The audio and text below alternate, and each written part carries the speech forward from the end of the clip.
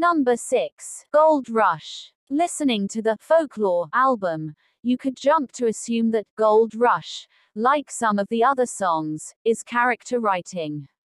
Otherwise, why would Swift be coming up with a song about someone who's even prettier than she is, whose sheer charm takes up all the oxygen in a room, something that can't be happening a lot to one of the most sought-after pop superstars in the world?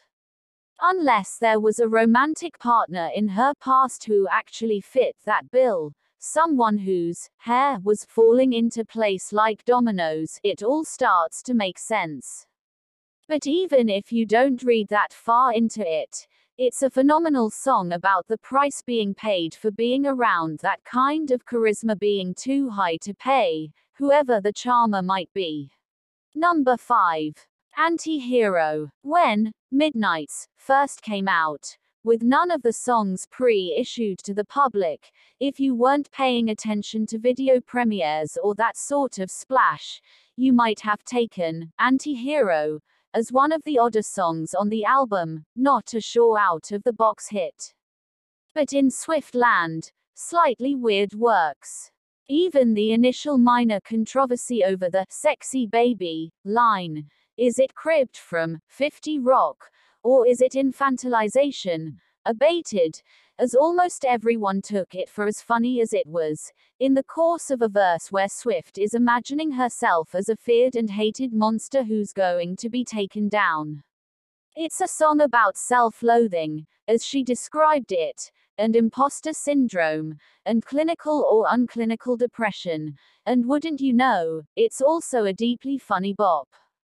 That we can have such a bizarre amalgam at the top of the Hot 100 for weeks on end proves that, thanks to Swift being able to sell something this idiosyncratic, these are strange and wonderful times. Number 4. Right Where You Left Me. This is not the first time Swift relegated one of an album's better numbers to bonus track status, although she usually makes the right editing decisions. But Right Where You Left Me is another case entirely from, say, even New Romantics. The Evermore Deluxe Edition also ran is flatly one of her best and most dramatic songs, period. As a song about not being able to let go of an obsession with a deceased relationship, it's pretty close to being up there with All Too Well, even if the fact that it's written mostly in metaphor lands it in slightly more intellectualized territory than that other favorite. Playing the role of someone presumably other than herself for this one, Swift describes in calm, cool, clipped sentences how she was dumped by a beau at a dinner meeting, and then simply never got up from the table, herself. She's been frozen in place there, a ghost, for years. Lucky or unlucky for her, not a high table turnover rate at this place. If you are obsessive enough by nature to have become obsessed with the obsession in All Too Well, show of hands, then you'll probably have lived right where you left me at some point in your life. Swift's talky verses suggest the cadences of somebody who really has been only talking to herself for too long, and collaborator Aaron Dessner is a perfect foil in creating a tense, slow build toward a big chill. A bit of sad, distorted guitar at the end sounds like it might be being piped in from the alternate dimension the protagonist is slowly sinking into.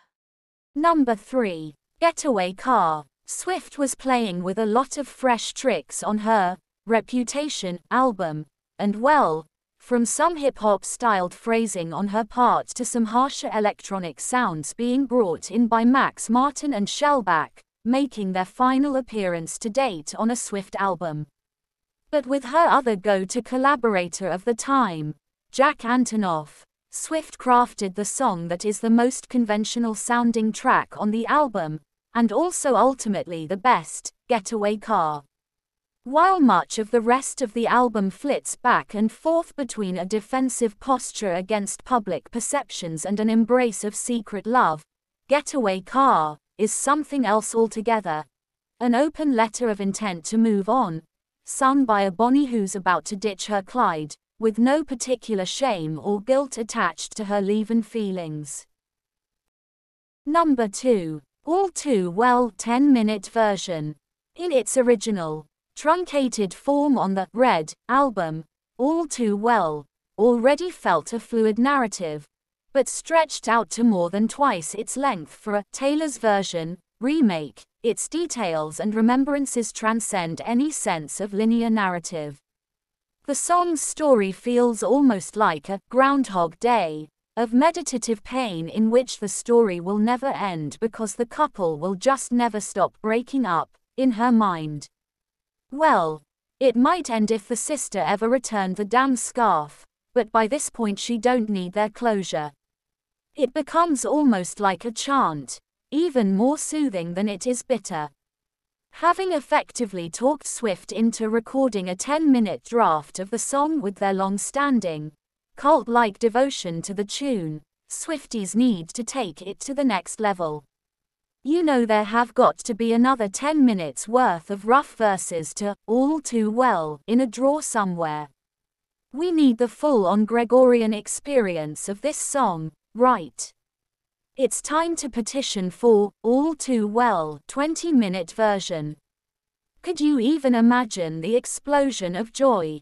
Number 1. You Belong With Me. It's as eternally teenaged as anything Swift ever wrote, but that's no reason to have to grow out of it. Adult life is full of nothing if not many equivalents to high school friend zoning. Who among us stops wishing we'd be seen for our true selves by the guy who can't take his eyes off the cheer captain, whether for us that's the boss, peers, a distracted spouse or a seemingly indifferent deity? To the end, we beat on, boats against the current, borne back ceaselessly into the bleachers. But seriously, has there been anything more monstrously hooky than this in the succeeding decade and a half?